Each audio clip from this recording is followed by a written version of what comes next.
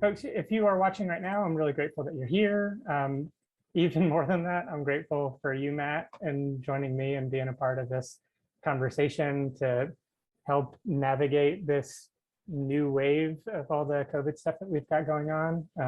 For those of you who don't know Matt, Matt is an immunologist who works over at Emory, has written numerous papers that have been published, and you may have even read about him in the New York Times.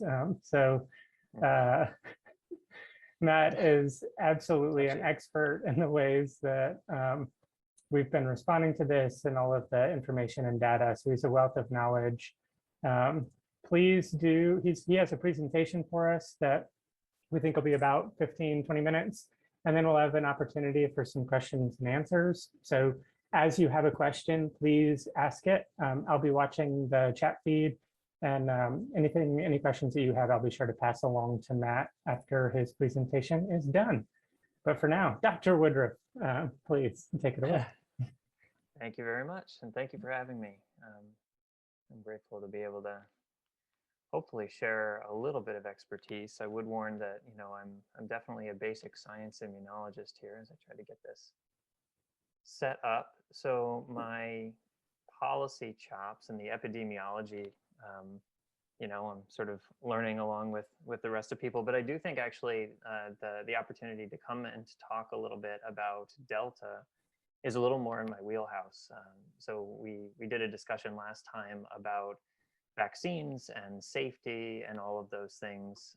And so we certainly, I'm sure, have those videos for people to go back to if you'd like to know a little bit more about the safety profiles, how these vaccines are made, how they were tested, those kinds of things.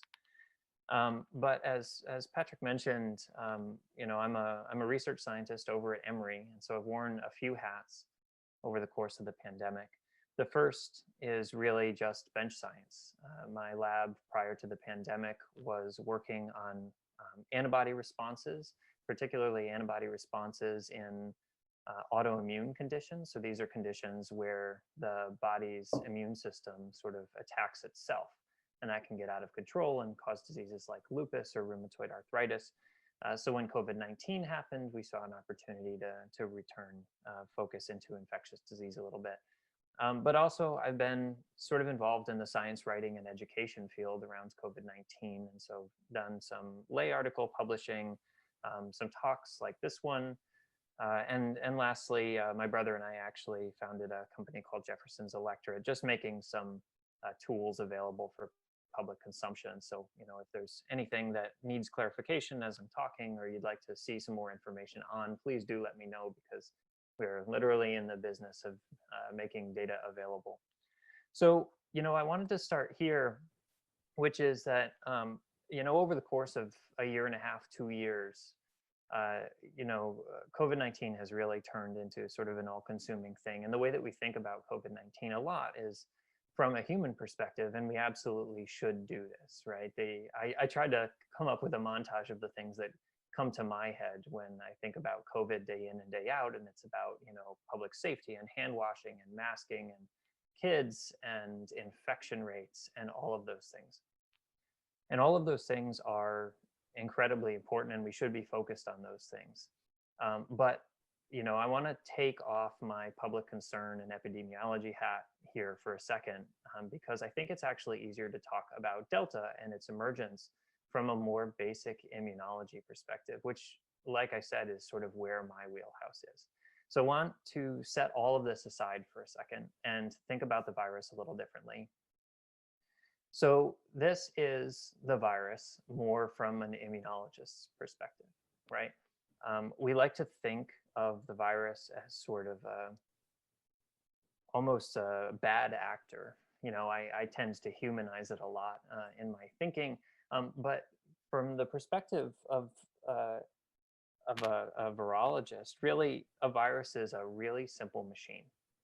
I want you to think of it almost as a series of parts that come together that do a very specific job. Right? SARS-CoV-2 is particularly simple. It has about 6 parts plus the instructions. The instructions are the RNA genome that it packages. And this machine's only job is to get inside of cells, make more of itself, get back out of those cells, and find a new host to do the whole thing again, right? So we're talking about a fairly simple idea or a fairly simple goal that the virus has. And again, using the term goal kind of humanizes a little bit, but really it's just a series of parts. And there are two things that are relevant about that. The first is that it makes your immune system's job a little more clear, in that your immune system's job is to just disrupt this machine, really, in any way that it can. It can try to prevent the virus from binding to your cells. It can tag the virus so that it gets gobbled up before it can find cells to infect. It can kill cells that are infected, but basically your immune system's job is to essentially try to muck up the infection cycle of this virus. So while all of that's happening, right, as this thing is being passed from person to person to person, each person's individual immune system is sort of fighting back.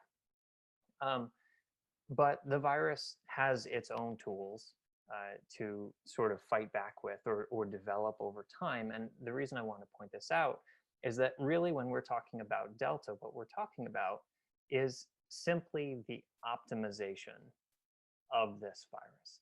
The Delta variant is just SARS-CoV-2. Really, the only thing that's happened in the Delta variant is in that instruction manual, in the RNA genome, there's a small piece that's been changed extremely slightly.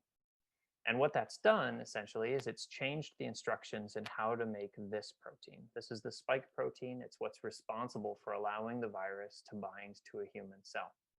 Now you notice I've drawn it here so that the spike protein sort of goes from this, small bubble shape to a shape that seems to fit that receptor a little better. And that seemingly small change is pretty significant in a number of ways. The first thing I want to mention is, and I'm not going to, pontificate as to what the origins of this virus were, whether it, was truly pulled directly from a bat, say, or whether it was being worked with in a lab. And, I know that there's a lot of back and forth on that. To be honest with you, think that the answer is a little irrelevant. But what is clear is that this virus, as it started as the Wuhan strain, was not optimized for human-to-human infection.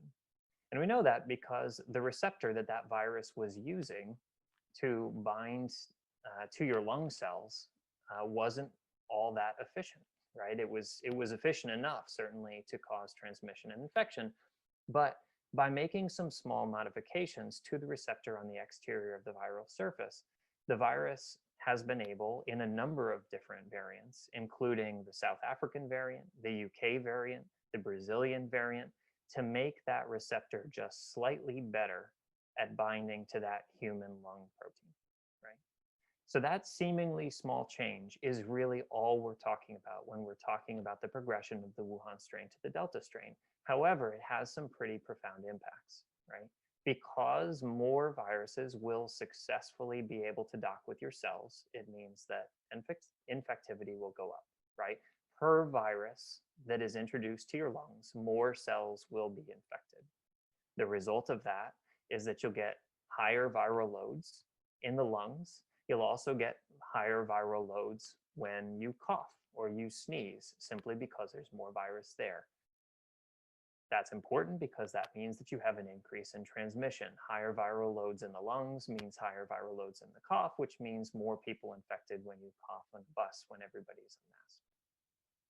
It also means that if you have hosts that were sort of on the borderline, maybe they were going to get infected if they were exposed to this virus, maybe they wouldn't, maybe they would be asymptomatic, now they might be fully symptomatic.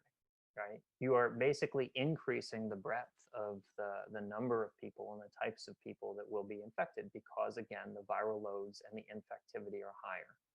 In addition to that, you'd expect a decrease in time till symptom onset. Higher viral loads means your immune system is going to be working harder and faster, which means that those symptoms that we often associate with being sick but are actually reflective of immune activation, those are going to come faster and earlier in the response, and may result in higher levels of inflammation. Now, these two things are sort of anecdotal. These are expectations. They're not borne out yet completely in the data, but there is some indication that the Delta strain is leading to both faster symptom onset and more inflammation, which is read out as more severe disease, so increased morbidity and potentially even increased mortality. So, I was asked to come on and talk a little bit about the Delta strain and specifically talk about how this is relevant to vaccination. And the reason that this is relevant to vaccination is because when we're talking about antibody responses, the details really do matter. So we can produce antibodies against virtually anything, right? The human immune system is incredibly flexible. We've never met a molecule that we couldn't raise an antibody against. It's pretty cool. However, that doesn't mean that all antibodies are useful. In the context of SARS-CoV-2, we know that we can generate antibodies against a lot of different targets. There have been, for example, antibodies against nucleocapsid proteins, against the envelope protein, but none of these antibodies are actually productive in that SARS-CoV-2, I showed you before, uses the spike protein to bind to human cells. It is not particularly useful to try to produce antibodies against these other targets because it simply doesn't prevent infection. The antibodies that we are interested in when we're talking about antibody responses against SARS-CoV-2, and that is for vaccination and also natural infection, are antibodies against the spike protein. But we can even go a little deeper than that. Only some of our spike antibodies are going to actually impact the ability of that protein to bind the human receptor, right? And we know this to be true. We know that the majority of antibodies actually that people will produce either when vaccinated or when infected with the virus are actually going to be directed against parts of this spike protein that are not going to be protective, are not going to neutralize infection of the virus into a human cell. And that's, again, simply because only a part of that protein is the business end of the protein, right? The piece of the spike receptor that is responsible for binding to that human ligand. So this is the ACE2 receptor for those of you that have been following this. But it's just this receptor binding domain really on the tip here that is primarily responsible for docking of the virus to the human cell. So you really want antibodies against that receptor binding domain. And we sort of use people's antibody levels against that receptor binding domain as a surrogate for how well their antibody response is going to protect them against the virus. Now, that's really important when we start talking about variants, because I just told you that the variants are optimizing that receptor binding domain. Now, they're doing that not necessarily to evade the immune system. They're doing it simply because by increasing the affinity of their receptor to your receptor, right, they can do their job better. They can become more transmissible. They have higher viral loads, right? They can increase the number of hosts. But a byproduct of that is that you are physically changing the exterior of that protein, right? That's the point. Which means that if you had 3 different neutralizing antibody types against the original strain, some of those antibodies might no longer be relevant because that piece of the receptor binding domain has changed in some fundamental way, right? So in this case, not only do you have increased infectivity, increased viral loads, increased number of hosts, potentially increased inflammation, but you also get a corresponding reduction in protection from a pre-existing immune response against the original strain. Now, that is not the scenario that immunologists have been dreading. This is the scenario that immunologists have been dreading. There has been speculation in the past that rather than optimizing for transmission and infectivity, the virus could also optimize to evade previous host responses, right? So you could imagine a situation where the virus essentially jettisons the idea, and again, I'm giving this a lot of agency. This all happens over sort of natural selection in a massive human population where everybody's getting infected, but you could abandon the idea that infectivity and viral loads are as important as being able to reinfect an entire population of otherwise vaccinated individuals. And if that's the case, then you're no longer looking for tight binding. What you're looking for is to disrupt all the surfaces that your original antibodies were producing or produced against, right? So in this case, you would actually see a decrease in infectivity, a decrease in viral loads across the board, right? Because the receptor wouldn't be as good at its job, except that now all of your vaccinated hosts are back in play. So you'd essentially lose all protection from pre-existing immunity. So the major question, I think, that's been sort of framed poorly in the media and bounced around is, at what level of the spectrum are we here with Delta? What is Delta actually doing? And I'm going to unabashedly just show you two slides that I have not properly attributed, pulled from a recent CDC presentation, but I think that they're helpful. So know that they were not mine. But this was a graph originally published by the New York Times way back in February of 2020, basically showing a bunch of different viruses that people are relatively familiar with and essentially plotting two things.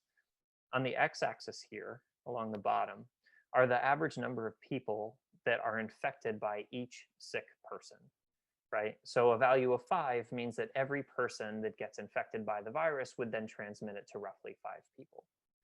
On the y-axis here is the fatality rate. So we're looking at generalized mortality. Here boxed out was the original SARS-CoV-2. So this was the Wuhan strain. You notice it was a little more infective and a little more deadly than seasonal flu or swine flu. And that was enough to cause a obviously pretty good ramp up of transmission across the globe. Small changes on this graph actually have a large impact on their ability to go worldwide and create a pandemic. You'll notice the big change here in the Delta variant is just how transmissible it is, right? So by changing that spike protein, the SARS-CoV-2 Delta variant became as infective as chickenpox, which is ridiculously infectious. As anybody that grew up with kids, 10, 20 years ago knows, chickenpox party were a real thing and everybody walked away with chickenpox. So we know that the infectivity is way higher. The mortality may be increased. You can see a slight shift here. This is not based on clean data yet. There may be an increase in mortality. There may be an increase in morbidity too. But the real question here is how much of this is coupled with a loss of vaccine efficacy. And so the data here are early yet, but this is a pretty good representation of, I think, where the consensus is heading. So what you're seeing here is you're seeing the Pfizer vaccine. So these are people after the second dose. So these are fully vaccinated individuals. And what they're looking at here is they're looking at vaccine effectiveness against two different strains of the virus. The original was the alpha strain, and then the Delta strain. So this is the new emergent strain. And basically the question is, how effective were these vaccines originally when they were first brought to the table and were fighting the sort of original virus versus how effective are they against the Delta variant? And we've got 3 categories for each of these countries. One is the number of confirmed infections. So this is purely how much does the virus protect against somebody testing positive for SARS-CoV-2. The second is symptomatic disease. So at what effectiveness is that vaccine at reducing symptomatic cases and then hospitalization or death? And so the answer seems to be that by and large, the vaccine still works, especially in this most important category. In all 3 countries, England, Scotland, Canada, Israel, where these 3 different studies were run, we have pretty good effectiveness of this this vaccine, the prime and the boost, protecting against hospitalization and death. And that is what is being seen in the US, although formalized studies are still being done. Now, I would say the one deflection in the data here that is relevant to people that have gotten the vaccine is the possibility that symptomatic disease efficacy has gone down slightly. Now, that was not true in Canada. It doesn't seem to be true in England or Scotland, but there is some indication that the Delta variant is causing more symptomatic disease in fully vaccinated individuals than against previous strains. Now, There's a number of ways to interpret that. But one thing to keep in mind, and something that immunologists are now looking into, is that Israel was also vaccinated first.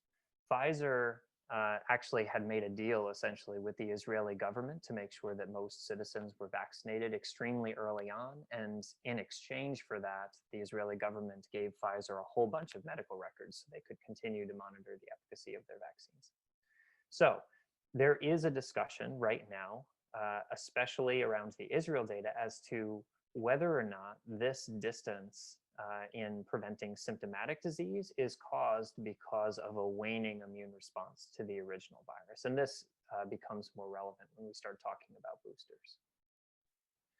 So, you know, I don't want to go too long. I could talk a lot about antibody targeting, but I wanted to give you a perspective as to how I feel about this situation right now. And the way that I feel about Delta, given the data that I just showed you, given my understanding of all of this, is Delta is not the worst case scenario variant, right? The worst case scenario variant basically throws our vaccination efforts out the window, makes us start from scratch and try to figure out whether we need to completely start over in a new vaccine campaign, whether there's a new way to do this.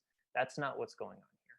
However, Delta is extremely infectious, and as a result of that high infectivity, it's going to find all the cracks in our vaccination efforts, right? So it's going to find unvaccinated people that managed to dodge the original strain. They're going to have a much harder time dodging the Delta strain.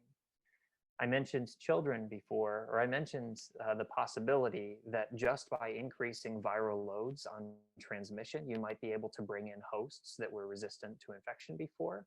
And I would say that children now fall in this category.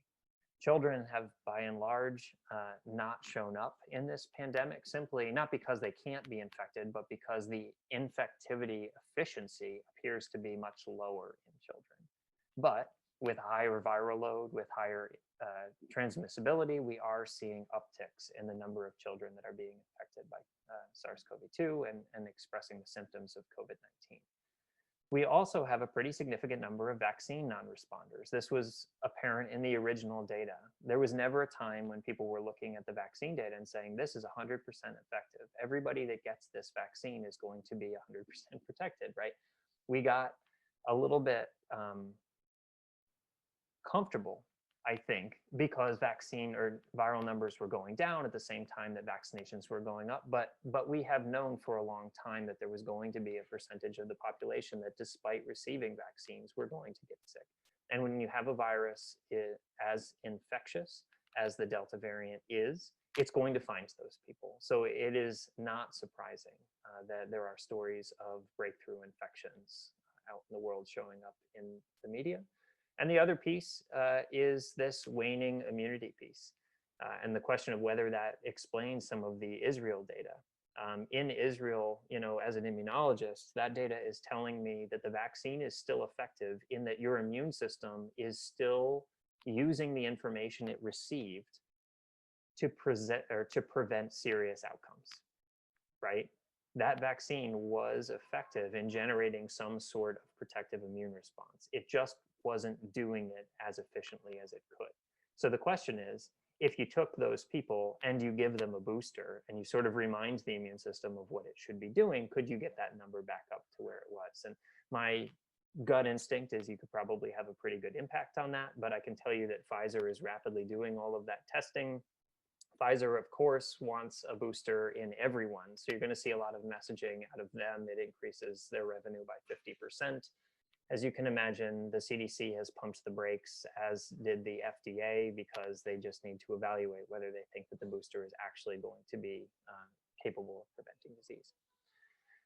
I did want to come back to this. There is some indication that children seem to be more in the path of the Delta variant. Again, this is largely seemingly because of the viral loads. It doesn't seem to be that this virus is targeting children any differently than it was before. But because it's so rampant and because children have been unvaccinated, you'll notice that even though in adults, our infection rates 30 to 59 have only reached about 50% of the infection from peak, in 5 to 9-year-olds, we are actually higher than we were at the height of the winter. So it does seem to be that the virus is finding its way into children more than it was. I would say, though, that I've talked to a few people over at CHOA. There doesn't seem to be a change in the overall disease severity. So if a child got sick with the original strain, there was, a percentage chance of serious outcomes. That seems not to have changed much. And anecdotally, at least in Atlanta, the children that are getting extremely sick and showing up at the hospital generally have had comorbidities and co-infections. So they seem to be particularly at-risk children that are showing up on the serious end of these infections. So with that, I want to go to some of the questions that were posed. I actually think that we touched on most of those questions, but it seems like you have. Yeah, there's actually a question specifically related to the data that you have around the Pfizer's effectiveness in all these cases, and about, do we have any data on the Moderna vaccine or the Johnson & Johnson vaccine? Oh. Let me search for it. Not that comes to mind. I think most of the data, almost all the data that comes out of the US is certainly going to be around Pfizer and Moderna. Johnson & Johnson obviously is here. It's become less of a player here. But let me search for Moderna data. I would say, though, that I've not seen any study yet that shows that the Pfizer and Moderna vaccine are operating much differently. I think that they have pretty nicely reflected each other throughout the pandemic. There's a slight difference in some of the early side effects associated with both. But again, it's extremely low incidence stuff. But by and large, the immune responses have been roughly the same. But let me confirm that, and I'll get back if that's not the case.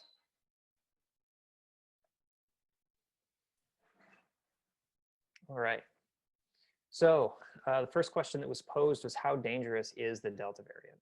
And is that the only one to be concerned about? And the answer is, it's extremely dangerous for the unvaccinated populations out there. I mean, we saw it in India. We're seeing it in a bunch of other countries now. I mean, with a virus this infectious, requiring the amount of care that it requires, hospital systems can be pretty quickly overwhelmed in largely unvaccinated populations. And as soon as hospitals become overwhelmed, you start losing the ability to treat the way that you should, which means that purely because we don't have access to treatment options, people are going to die. People get turned away from ICUs and go home and then don't make it because they couldn't be intubated and couldn't receive dexamethasone, for example. So from an overwhelming hospitals standpoint, it is extremely serious. However, as I just mentioned, to highly vaccinated populations, it is dangerous. It's something to be concerned about, but it's not something that's breaking over the walls. Is that the only one to be concerned about? It's the only concrete one to be concerned about right now. So I think something like 85–90% of new COVID infections in the United States are the Delta variant.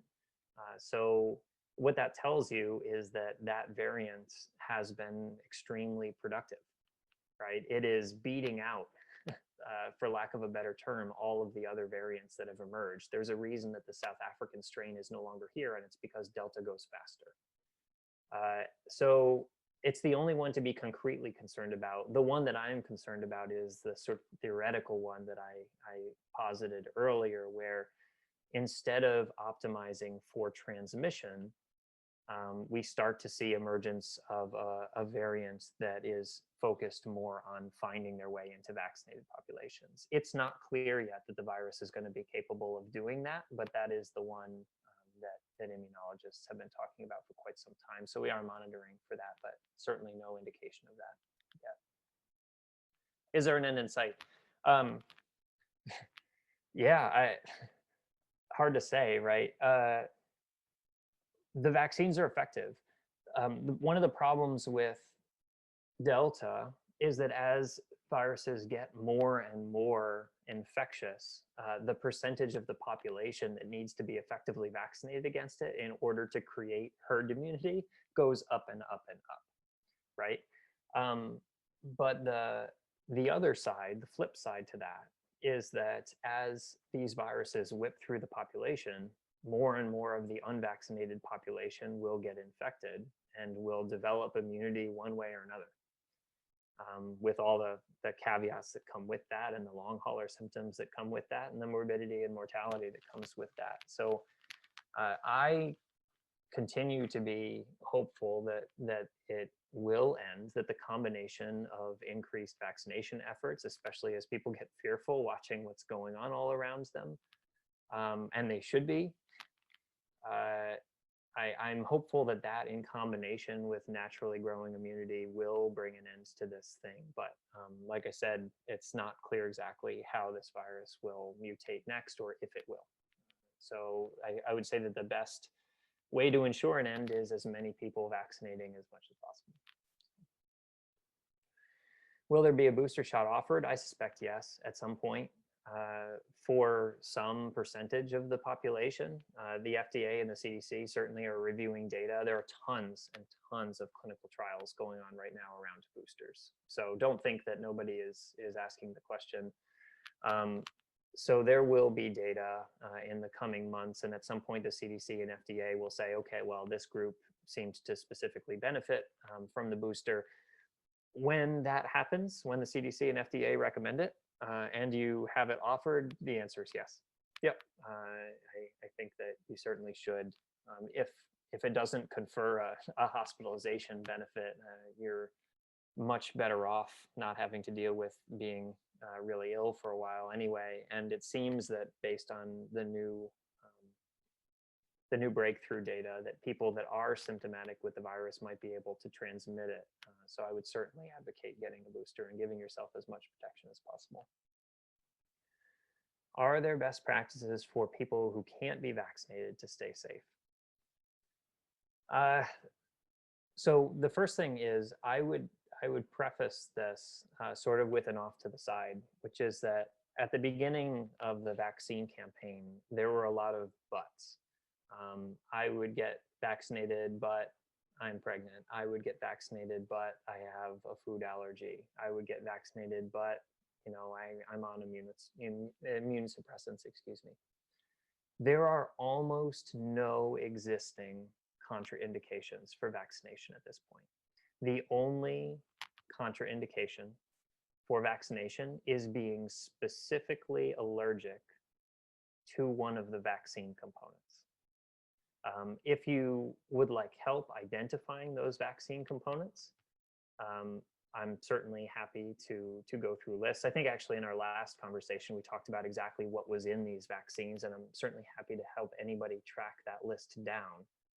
But there are an exceedingly small number of people that are allergic to the vaccine components in these vaccines. So I would say right off the bat, chances are good that you can be vaccinated. If you can't, unfortunately, the answer is to do a really good job of the things that we've already been doing, staying away from crowds, masking where possible. If you really can't be vaccinated around Delta and you have to be out in a more public space, consider the mask that you're wearing. There are masks that are more effective than others. KN95s, for example, are more available at this time than they were at the beginning of the pandemic, so you could consider that. But by and large, it's avoiding crowds and, you know, just trying to maintain social distance, stay outdoors whenever possible, all the things that we've been doing, unfortunately, for the last year and a half. When will kids be able to be vaccinated? Anyone under 12, or anyone over 12 is good to go right now. The problem with under 12 is that you can't rely on the original dosing schemes. So, you know, when a company first goes to the FDA with an adult medicine, phase 1 testing is essentially a dosing test where they start at a ridiculously low level of whatever drug they're going to administer, and then they slowly walk it up. And the company and the regulatory agencies are looking to make sure that, there's not a problematic high dose effect in that patient group.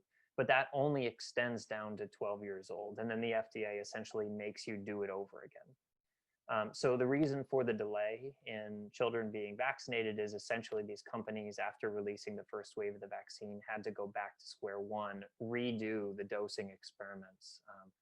My understanding is that that the phase 2 trials are being run now. And my understanding is that Pfizer, and I think Moderna as well, are eyeing winter of 2021 as a reasonable time frame for when the vaccine might be available for children, I think 2 and older, if I'm not mistaken. I think you have to go even farther for children under 2. So my guess, based on how this has all gone, is January, February. That's my best guess. So lots of questions sort of related to the children piece of this. Is the Delta variant more dangerous for kids? The answer is yes, in that it's dangerous. It's more dangerous for all humans. So children do still seem to be less likely to contract it than adults. But because there's more virus out there and because the concentration of virus is higher, it does seem like kids seem to be a little bit more in the path of this than they were previously. What is the likelihood of a vaccinated adult carrying and passing the virus to an unvaccinated kid? The answer is it can happen. And I assume that has happened in a lot of the cases in children that we've seen over the last month or so. Is Delta more transmissible from kids to adults? No reason to believe that it's not. No formal studies from what I've seen, but the data suggests that, kids can have the same symptoms as adults. There's no good indication that they're somehow sequestering the virus away from the things that they're coughing out. And as you know, I've got a 4-year-old and a 2-year-old here at home. They're not particularly good about making sure that cough is not finding its way into the generalized room. So the last question are the chances of children. What are the chances of children bringing COVID home to their family from school? I think it's pretty high, to be honest with you. I think it's just really infectious. It's just really infectious. I think that there's going to be more instances of child-to-child transfer, which was a little bit lower earlier in the pandemic. And I think that that's going to make schools and daycares a little more of a vector than they were earlier in the pandemic. So, I hope that that's wrong. But, anecdotally, with 2 kids in daycare, I think that we're already starting to see some of the outcomes of that. It's just the reality of it. And the last thing, and I know I've harped on this a couple times, but I wanted to end with this because I think it's worth saying 3 or 4 times over the course of this talk, is how much protection do the vaccines really have against current strands of COVID? And the answer is a lot. The answer is a lot. So early in the pandemic, I can tell you that there was hope in the immunological community that we would be able to make a vaccine that was 40 or 50% effective. It's really hard to produce vaccines against viruses like this, upper respiratory viruses, and people really haven't done a good job of it. So there was a hope that we could, make something that was serviceable, that could help us fight this thing. I think we didn't get lucky. We had really good results. We had unexpectedly good results with these vaccines. And I think it's easy to lose sight of the fact that the primary endpoint, the primary goal of these vaccines is preventing people from showing up in hospitals and dying. And in that, the vaccines appear to be completely effective against the Delta variant.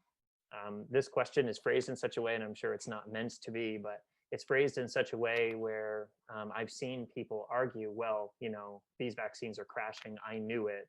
I knew I shouldn't have been vaccinated, or now I'm definitely not going to get vaccinated because it's not helping anyway. And that couldn't be farther from the truth. The Delta variant is highly transmissible. It's highly dangerous. And if anything, provides a really good reason to go get vaccinated. So I would certainly encourage anyone listening to A, do it themselves, and B, encourage the people around them to do it, because this one's no joke. So that's sort of what I have formally, and maybe there are some other questions that have popped up or things that Patrick might have thought about and wants to talk about, but happy to discuss anything. Yeah, thank you so much, Matt. We have been getting questions in the Facebook chat. You've sort of accidentally been answering them in the order that they've been asked, which is good. great. So thank you. Sure. There's another question that someone asked on Facebook that you and I talked a little bit about before. A question about the vaccine related to reproduction and fertility and things like that. So if you can talk some about that, that'd be great. Yeah. Actually, I had forgotten about that already.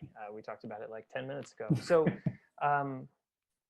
yeah. So this is actually even farther in my wheelhouse. And let me back up and talk a little bit about why this concept emerged. So the concept has been basically that that the vaccine, because the spike protein of SARS-CoV-2 looks a little bit like a protein that is involved in placental development, that if you vaccinate somebody against the spike protein, that you would accidentally produce antibodies against those placental proteins, and that would result in infertility. So that was the thinking, right? There was an alternate version of that story that came out that said there is an adjuvant, which is a danger signal. This is the kind of thing that vaccinologists use to make sure that your immune system is taking a vaccine seriously, and that adjuvant was somehow disrupting hormone levels, and that would lead to infertility. So the second one is way easier to answer in that it's just not true. There is no adjuvant in those vaccines. If someone is concerned about that and wants to talk to me about exactly what's in the vaccines and how it interacts with your immune system, I'm happy to do that. But if anybody tells you that, they're just misinformed.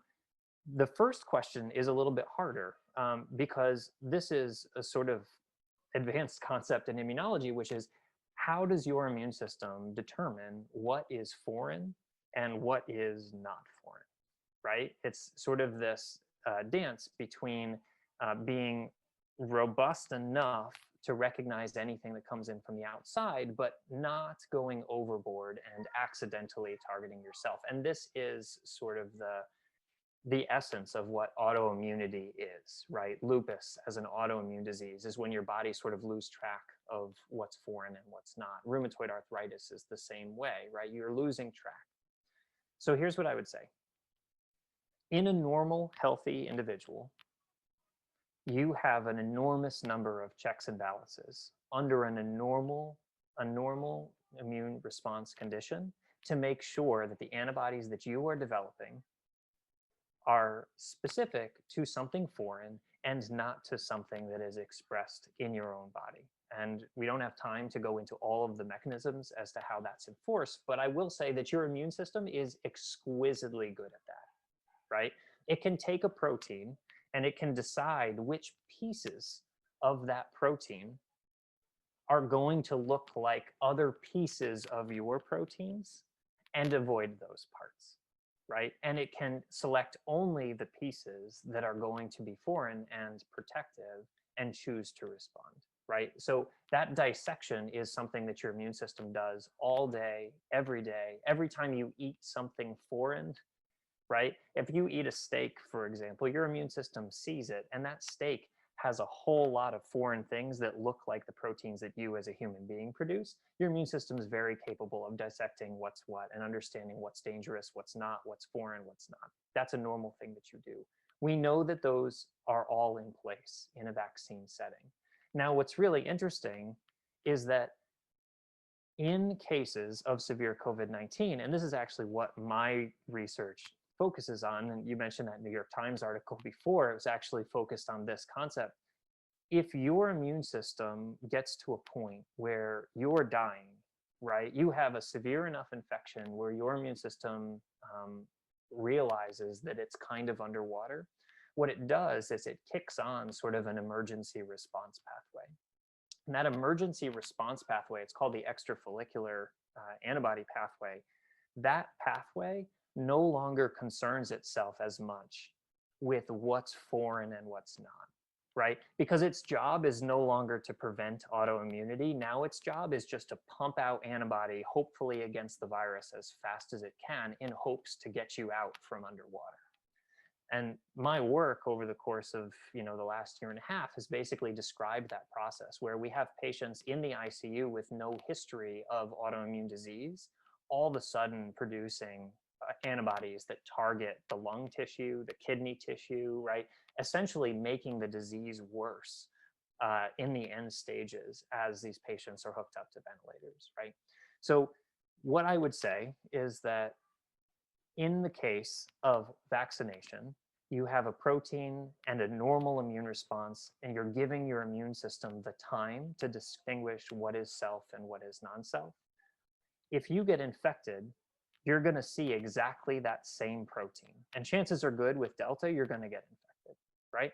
So you're going to see exactly that same protein with the same caveats that your immune system has to decide what is self and what is non-self, except now you're putting it under this sort of emergency stress. So if you are concerned about your immune system not making the correct decisions about which part of this protein to respond against, then you best get vaccinated, because you can't control it once you're infected.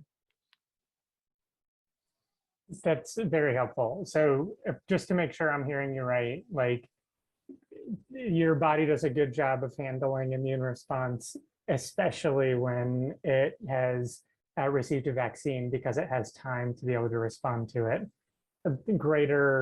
There's more danger in every capacity if you get infected than there is getting vaccinated. And that's sort of the broad answer for everything, but specifically around this stuff related to reproduction and fertility and all that. If you're worried that your immune system is going to make a mistake when responding against the spike protein, then you'd much rather have it see the spike protein in the context of vaccination than in severe and acute disease. And we're now doing work in long haulers that suggests that this may also be true in less than severe disease as well at some level. So yeah, if you are worried that your immune system isn't smart enough to figure out what's you and what's the virus, then give it the time in the context of a vaccine to make those decisions carefully. Very helpful. There's a question here. Is there any research into, I guess, ongoing research into building a vaccine that works like the chickenpox vaccine where you don't get it? Yeah, I mean, the hope was that it was this one. Right. So yeah, the one thing that I would say is that the vaccine research yet is very empirical. And what I mean by that is that we have a set of tools, and when a new pathogen comes along, basically all the labs start mobilizing, and they just take all of those tools and they use them, and then they test them and they ask the question, did this do what we wanted it to do?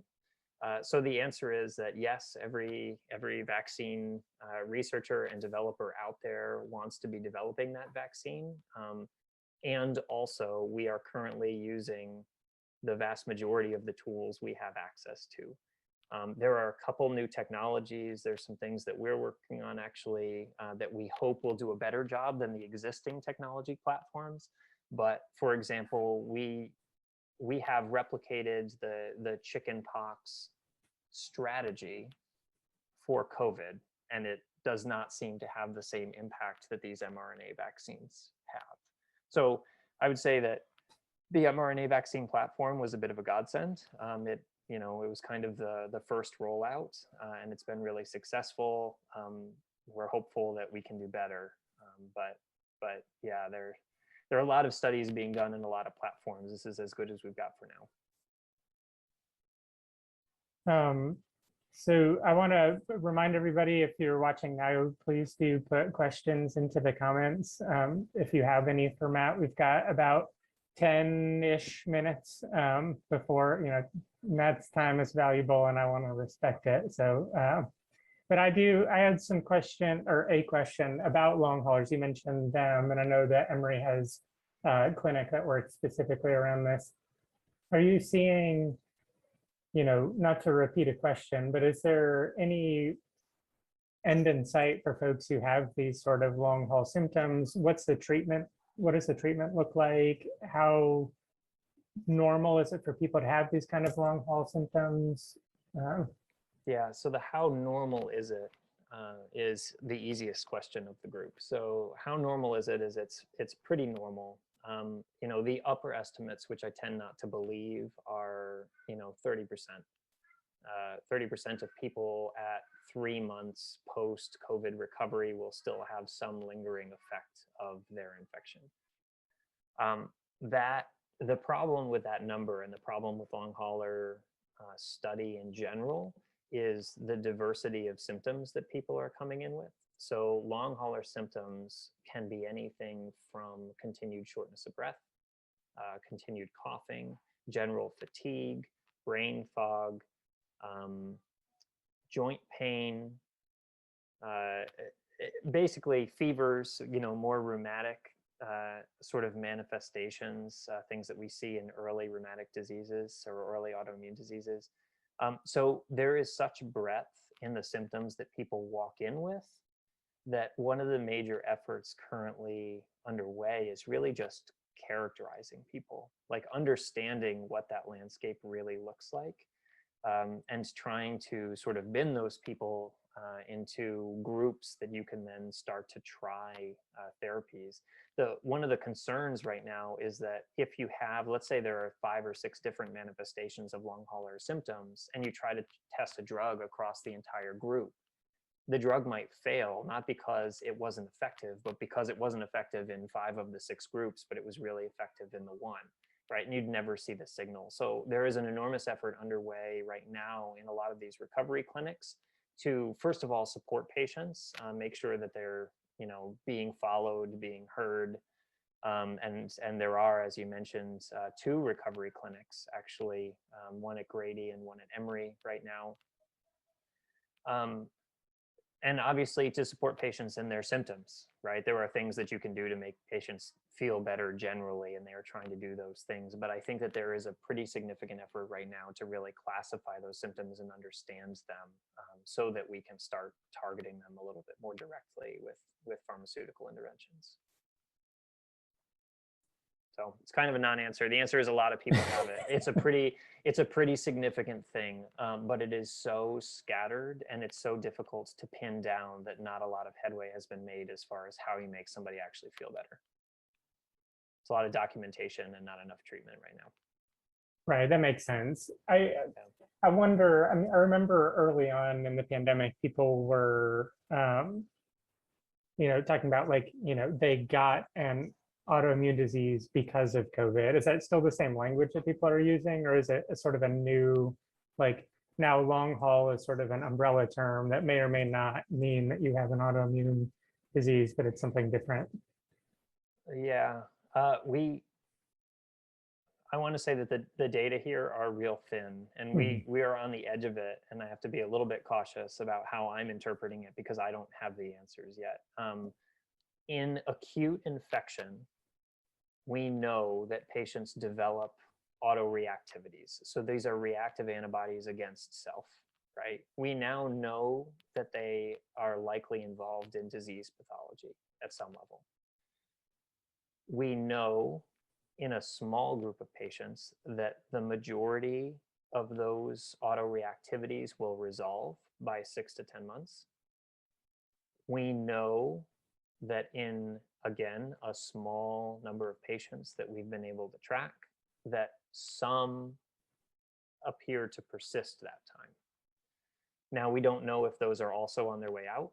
We don't know how prevalent that is, because those are all severe patients that I'm talking about. We don't know how prevalent that is in mild to moderate disease. We don't know what impact those antibodies might have on how patients feel. They could be completely irrelevant, right? It could be that these patients develop them in acute infection, but then they sort of slowly dissipate, and really what's causing their long haul symptoms is something entirely different. So we have to be cautious as to how we pose causality. But I would say that we have seen a couple instances of people seeming to develop, and these are extremely rare instances, or seemingly being diagnosed following recovery of COVID. Now the question becomes, was that person going to become an autoimmune patient anyway? They just had COVID and then got an autoimmune disease. And so we're trying to sort of piece the signal from the noise there and understand what's really going on. But there is at least an acute phase of the infection where we now know that a pretty significant autoreactive antibody fraction does emerge. That's helpful. It's interesting. Sorry, I didn't mean to force you to walk that really tight line of it's fine. information. It's something that I'm thinking about a whole lot right now. So hopefully we'll have some more data in the next month or two. Yeah. Well, I haven't seen any other questions come in specifically, but what I'm hearing, just to sort of sum up what I'm hearing you say, is if you're not vaccinated, get vaccinated. If you are vaccinated, get your family vaccinated. If your family's vaccinated, get your friends vaccinated, and wear a mask. Yeah.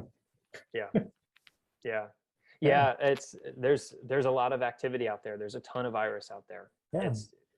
Delta is very, very infectious. If you've been waiting to see how this was going to pan out without getting vaccinated, now's the time to view this as a conclusion. There's a lot of people that are getting infected right now, and more will still. It's going to continue whipping through unvaccinated populations. So now or never, kind of. Yeah, I guess I forgot to ask you about this, but I know in our last church council meeting, we talked some about trying to see trends related to all this so that we can make decisions about what kind of events we're going to do and things like that. What we have seen is that there seems to be with Delta, there's like a really steep arc on the infection rate that hits its peak and then comes down pretty quickly on the other side. I know you and I talked about this earlier in the week, but I wonder, is that still what y'all are anticipating as immunologists and people working around this? Or yeah, so the immunologists really aren't anticipating anything. The epidemiologists are trying to draw comparisons to what's going on in other countries, and you're sort of right in describing the nature of that. I'm hopeful, I'm hopeful that it'll go way up. It'll sort of burn through, unfortunately, an unvaccinated population. It'll peter out a little bit and then it'll crash. But I don't know. I don't know. It can't keep going up. I know that. It can only go up for so long before it runs out of us. So I've become a little bit morbid in all of this. I apologize for that. But I hope what you're saying is right. We'll see.